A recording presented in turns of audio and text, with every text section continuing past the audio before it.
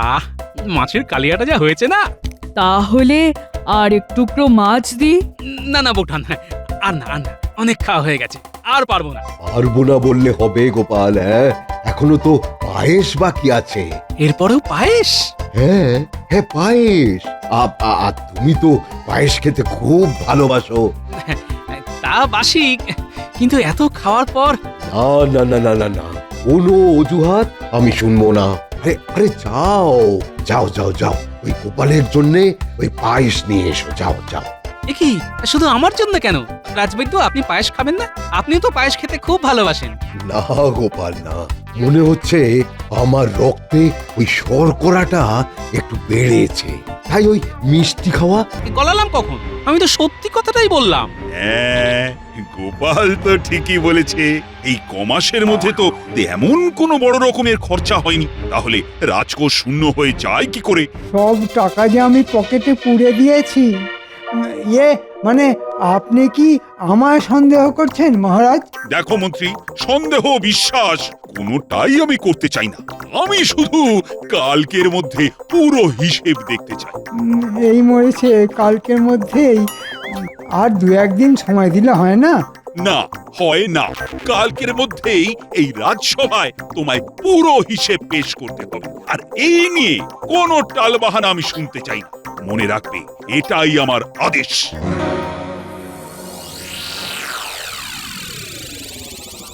আসল হিসেবের খাতায় 1,29,000 টাকা উদ্বৃত্ত, কিন্তু সেই সমস্ত টাকা দিয়ে তো বউয়ের জন্য গা ভর্তি গয়না কিনে ফেলেছি। নকল এই হিসেবের খাতায় তাই এমনভাবে বাড়িয়ে বাড়িয়ে খরচ দেখাতে হবে যে হাতে থাকবে মাত্র 300 টাকা। যত রাতই হোক না কেন, আজ রাতের মধ্যেই নকল হিসেব শেষ করে ফেলতে হবে। বাবা, আমার নামও মন্ত্রী, এমন হিসেব সাজিয়ে দেব না, মহারাজ কেন, মুর্শিদাবাদের নবাব অবধি আমার হিসেবের কোনো ত্রুটি ধরতে পারবে না। আমার মন বলছে রাজকোষের হিসেবে মন্ত্রী নিশ্চয়ই কোনো গন্ডগোল পাকিয়ে বসে আছে। তাই আজ রাতের মধ্যেই সব হিসেব ওলট পালট করে কাল নতুন খাতা লিখে এনে মহারাজের কাছে পেশ করবে। যাই, রাতের অন্ধকারে একবার মন্ত্রীর বাড়ি গিয়ে উঁকি মেরে দেখে আসি।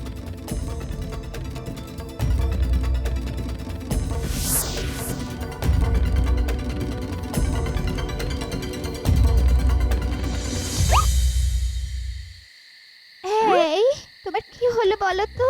গোমরা মুখে রাজসভা থেকে ফিরে এসে গোছ হয়ে বসে রইলে। দুপুরবেলা ভালো করে ভাত অব্দি খেলে না, আর সন্ধে হতে না হতে সেই যে খাতা মুখে করে বসলে তো বসেই আছো। খাবে কখন? এই, আমি কিন্তু আজ কচি পাঁঠার ঝোল করেছি, সেই সঙ্গে গরম গরম লুচি ভেজে দেব। এসো। দেখো, কাজের সময় বেশি ভেজর ভেজর করো না তো। লিখছো তো খাতা, তা খাওয়ার পর লিখলে ক্ষতি কি? এসব তুমি বুঝবে না। যদি কালকের মধ্যে রাজকোষের হিসেব ঠিকঠাক মিলিয়ে দিতে না পারি, তাহলে মহারাজ না ওই কচি পাঁঠার মতো ড্যাং করে আমায় বলি দিয়ে দেবেন। বুঝতে পেরেছি, হিসেবে নিশ্চয়ই কোনো গোলমাল পাকিয়েছো। সে তো তোমার জন্যই পাকিয়েছে। আমার জন্যে? তোমার গা ভর্তি নতুন নতুন গয়না, তারপর দুবেলা কোপ্তা, কালিয়া, পোলাও, এসব করতেই তো রাজকোষের সব টাকা জলের মতো বেরিয়ে গেছে। আমার জন্যে বেরিয়ে গেছে? ঠিক আছে, আমাকে নিয়ে তোমার এতই যখন সমস্যা, তখন থাকবো না এই বাড়িতে। গাড়ি ডেকে দাও, আজ রাতে আমি বাপের বাড়ি চলে যাব, কখনো ফিরে আসবো না এখানে। যাও। এই দেখো, সামান্য কথায় কেমন খেপে গেল। গিন্নি, ও গিন্নি, শোনো। না না না, আমি কোনো কথা শুনতে চাই না, চলে আমি যাবই। এই, এমন রাগ করে না লক্ষ্মীটি। ও লক্ষ্মী বলো আর লক্ষ্মী ছাড়াই বলো, আমি চলে যাবই। তুমি চলে গেলে আমায় রেঁধে বেড়ে খাওয়াবে কে? হ্যাঁ, কি খাতা কোথায় গেল? হ্যাঁ, আমার হিসেবের খাতা কে নিল? সে আমি কি করে বলবো? সব সব সব কিছু তোমার জন্যে। তোমার মনোরঞ্জন করতে গিয়েই আজ আমি ধনের প্রাণে মারা গেলাম। হায় হায় হায় হায়, কে নিল খাতা?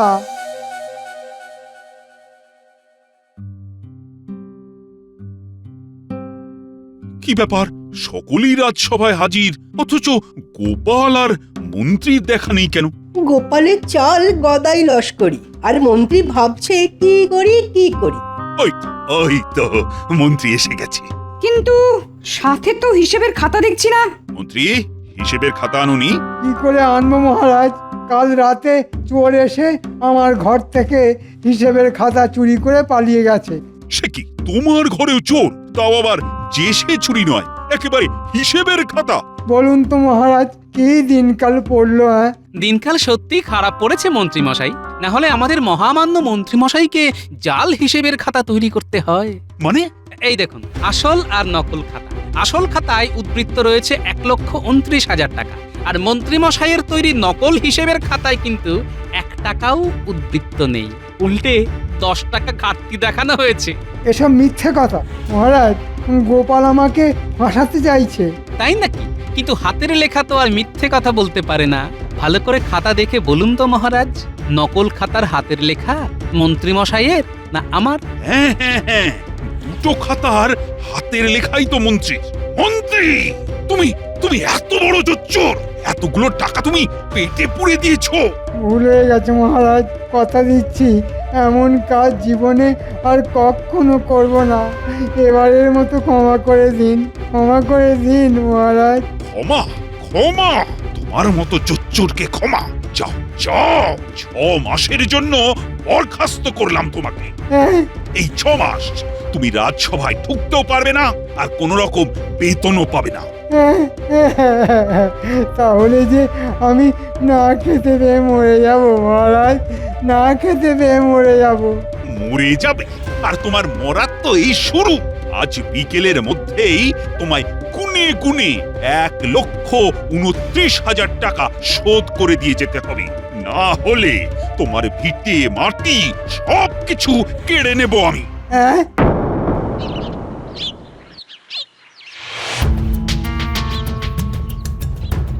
গোপাল গোপাল গোপাল, ওই বেটা গোপালের জন্যে আজ আমার এই দশা। আমিও ছাড়বো না, যেন তেন প্রকারেণ এই অপমানের প্রতিশোধ আমি নেবই নেব। কিচ্ছু করতে পারবে না, কিচ্ছু না। গোপালের যা বুদ্ধি, তাতে ওর কোনো ক্ষতি তুমি করতে পারবে না, এই বলে দিলাম। ছাড়ো তোমার গোপালের বুদ্ধি। আরে, প্রাণটা যদি না থাকে তাহলে বুদ্ধি আর থাকবে কোথায়? বাবা রে বাবা, কি বলছো তুমি? প্রাণ থাকবে না মানে? এটা সময় এলেই বুঝতে পারবে। আরে আরে আরে আরে আরে, কোথায় যাচ্ছো? শোনো শোনো।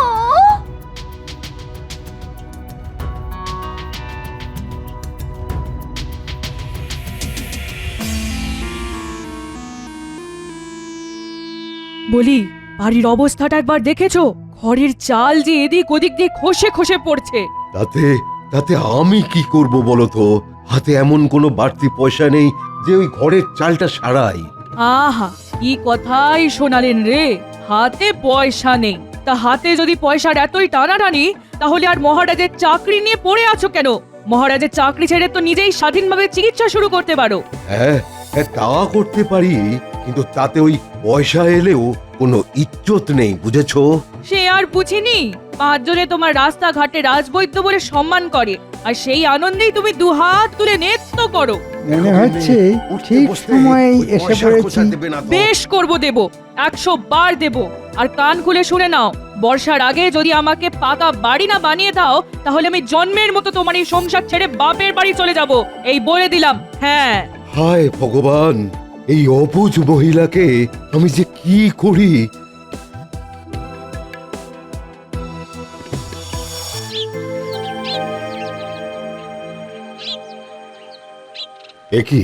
একই মন্ত্রীমশাই, আপনি আপনি এই সময় আমার বাড়িতে? একটু আড়ালে চলো, কথা আছে। আমি আড়াল থেকে তোমাদের কথা শুনেছি। শোনো, তোমার পাকা বাড়ির সমস্ত খরচ আমি দেব। আপনি দেবেন? কিন্তু কেন? দেখো, বিনা কারণে আমি কোনো কাজ করি না, তাই টাকা দেব একটা শর্তে। শর্ত? হ্যাঁ, শর্ত। তুমি যদি আমার কথা মতো কাজ করো তাহলে তোমার পাকা বাড়ি হতে আর কোনো বাধা থাকবে না। বলুন বলুন তাহলে আপনার শর্ত। না না না মন্ত্রীমশাই, না না না, এই আমার দ্বারা সম্ভব নয় মন্ত্রীমশাই। আমি বৈদ্য, জীবন দেওয়া আমার কাজ, জীবন নেওয়া নয়। ঠিক আছে, তাহলে এমন এক কাজ করো যাতে হতচ্ছাড়া বেঁচে থেকেও আদমরা হয়ে থাকবে। ব্যাটার না চলবে হাত পা, না কাজ করবে মাথা, আর এইটুকু করে দিতে পারলেই আমি নিজে খুশি হয়ে তোমাকেও খুশি করে দেব। কি, রাজি তো? এটা ঠিক ঠিক ঠিক আছে, ঠিক আছে, আমি রাজি। হ্যাঁ, আমি রাজি।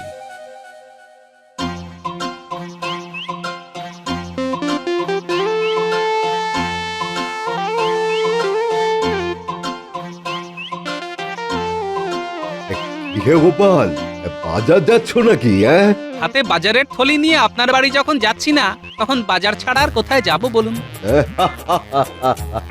দারুণ বলেছো কিন্তু। হ্যাঁ, তবে গোপাল, আজ দুপুরে যে তোমায় কষ্ট করে একবার ওই আমার বাড়িতে যেতে হবে। কেন?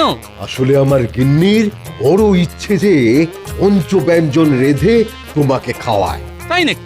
বাবা বাবা, খুব ভালো খবর তো। খেতে যে আমি খুব ভালোবাসি। ঠিক আছে, বৌঠানকে বলে দেবেন তার নিমন্ত্রণ রক্ষা করতে আমি অবশ্যই আসবো। এখন আসি তাহলে। হ্যাঁ হ্যাঁ হ্যাঁ, এসো এসো এসো। জানি না মন্ত্রীর কথায় নেচে কাজটা কতটা ঠিক করছি না ভুল করছি। গিনি, এই নাও বাজার। কি আনলে আজ বাজার থেকে? হ্যাঁ, ওই তো উচ্ছে, ঝিঙে, আলু, পটল, মূলো আর পাকা পোনা। ও মা গো, সূর্য আজ কোন দিকে উঠেছে গো? চুনো মাছের বদলে কিপটে বুড়ো আজ পাকা পোনা এনেছে। এনেছি কি আর এমনি এমনি? আজ দুপুরে রাজবৈদ্যর বাড়ি আমার নিমন্ত্রণ, তা সেখানে আমি কত ভালো ভালো খাবার খাবো। তাই ভালোবেসে তোমার জন্য পাকা পোনা এনেছি। বেশ জমিয়ে কালিয়া বানিয়ে খেও। হ্যাঁ হ্যাঁ গা, আমার জন্য তুমি এত ভাবো? হ্যাঁ, সে তো বিয়ের পর থেকেই ভাবি গিন্নি। শুধু দুঃখের কথা, আমার ভালোবাসা মাখানো সেই ভাবনা তুমি বুঝতে পারো না। মরণ।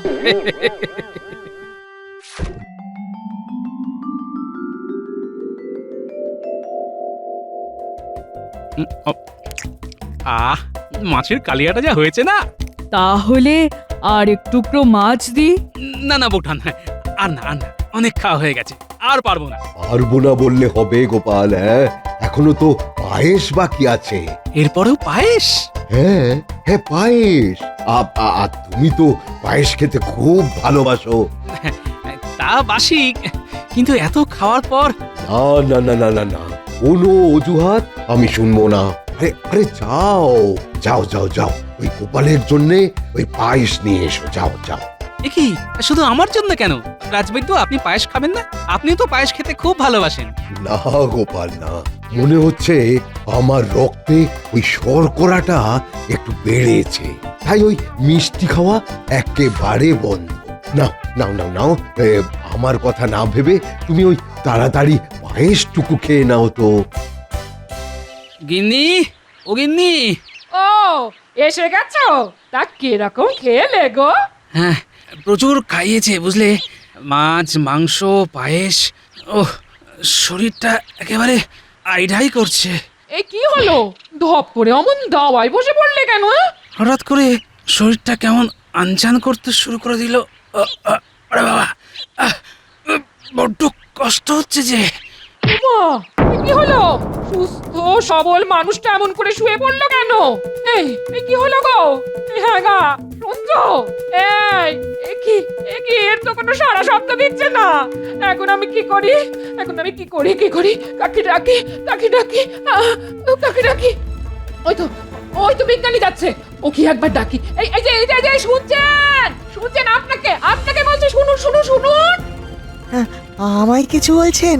একবার একবার আমাদের বাড়িতে আসুন না, ওনার শরীরটা খুব খারাপ হয়েছে, খুব, একবার আসুন। সে কি, গোপালের শরীর খারাপ? চলুন তো দেখি।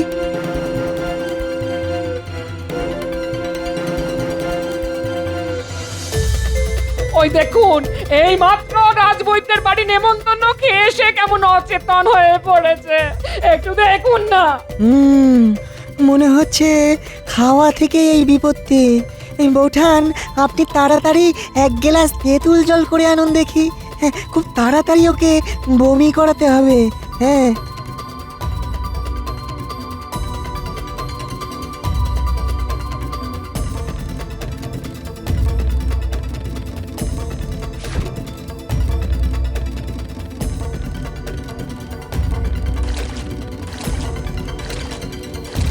গোপাল, গোপাল চোখ খোলো, চোখ খোলো গোপাল। গোপাল, আমি আমি কোথায়? তোমার বাড়ির দাওয়ায় শুয়ে আছো। ঘাট থাকতে দাওয়ায় শুয়ে আছি কেন? সেসব কথা পরে হবে, আগে এই তেঁতুল জলটা খেয়ে নাও তো। এই খানিকটা বমি হয়ে গেলে সুস্থ বোধ করবে। নাও নাও গোপাল, তেঁতুল জলটা খাও। হ্যাঁ, খাও।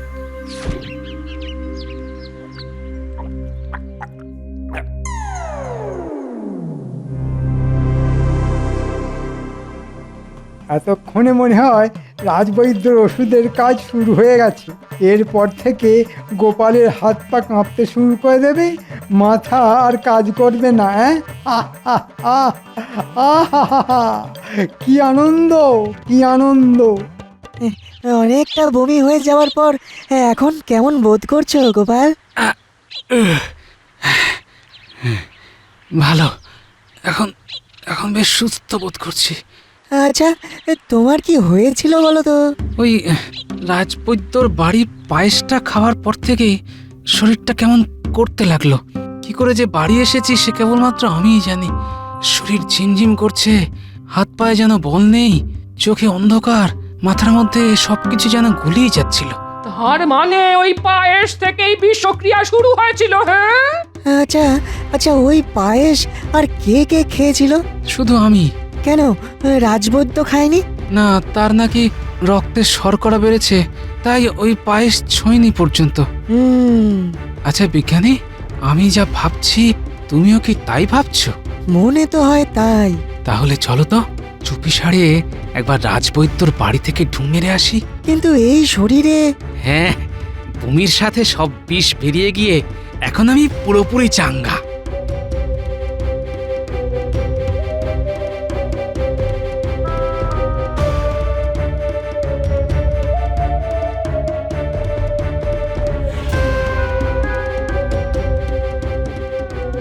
কি গো, কাজ তো করে দিয়েছো, এবার মন্ত্রী মশাই আমাদের পাকা বাড়ি বানাবার টাকা দেবেন তো? হ্যাঁ হ্যাঁ, দেবে দেবে দেবে, ঠিক দেবে। দিলেই ভালো।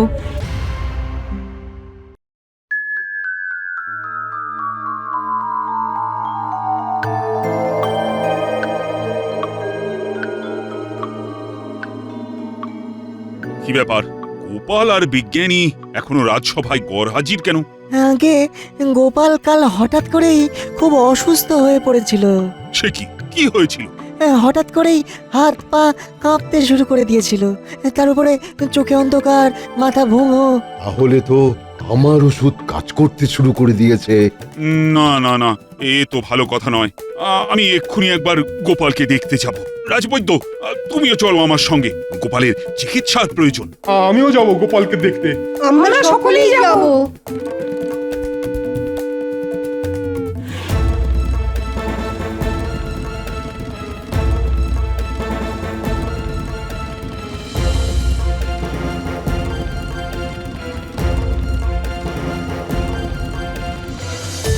গোপালের নিশ্চয় খুব বাড়াবাড়ি হয়েছে, তাই মহারাজ সকলকে নিয়ে গোপালের বাড়ি যাচ্ছেন। যাই, কাল থেকে রগরটা দেখে আসি। এই যে, কেমন আছো গোপাল? কাল তো প্রায় মরতে বসেছিলাম, কিন্তু তেঁতুল জল খাইয়ে বিজ্ঞানী আমায় বাঁচিয়েছে। যাক বাবা, নিশ্চিন্ত হলাম।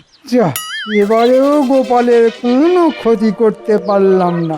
এই যে নিন মহারাজ, আহা এইসব আবার কেন? কাল আমার কত বড় একটা ফাঁড়া কাটলো বলুন তো, তাই আজ একটু মিষ্টিমুখ আপনাদের করতেই হবে। আমি তো মিষ্টি খাবো না, আমার রক্তে যে ওই শর্করা। সে তো পায়েসে পাতলা রসে বানানো এইটুকু রসগোল্লা খেলে কিচ্ছু হবে না। নিন নিন, খান খান।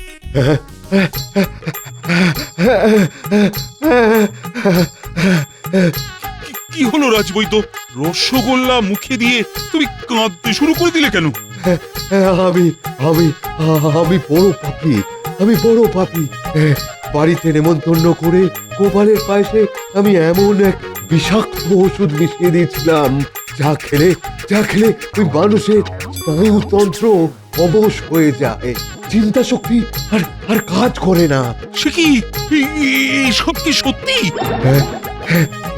এই সব সত্যি মহারাজ, এই সব সত্যি। আমায় শুলে দিন মহারাজ, আমায় শুলে দিন। কিন্তু এসব কথা এখন বলছো কেন? আসলে ওনার রসগোল্লায় আমি এমন এক আড়ক মিশিয়ে দিয়েছি যে যেটা খেলে মানুষ তার পাপের কথা হড়হড় গড়গড় করে বলে ফেলে। আর গোপালের কথা মতো ওই আরক আমি এনে দিয়েছিলাম। কিন্তু রাজবৈদ্য কেন করেছিলে এই কাজ? ওই মন্ত্রী মশাই আমাকে এই কাজ করতে বলেছিল মহারাজ। পরিবর্তে আমার ওই পাকা বাড়ি করে দেবে বলেছিল। এখানেও মন্ত্রীর শয়তানি! সেনাপতি এক্ষুনি গিয়ে মন্ত্রীকে ধরে নিয়ে এসো। সর্বনাশ করেছে। এই রে, আমায় এখন পালাতে হবে। ওরে বাবা রে! মহারাজ, মন্ত্রীমশাই পালাচ্ছেন। দাঁড়াও বলছি! ওরে বাবা রে! মন্ত্রী দাঁড়াও বলছি!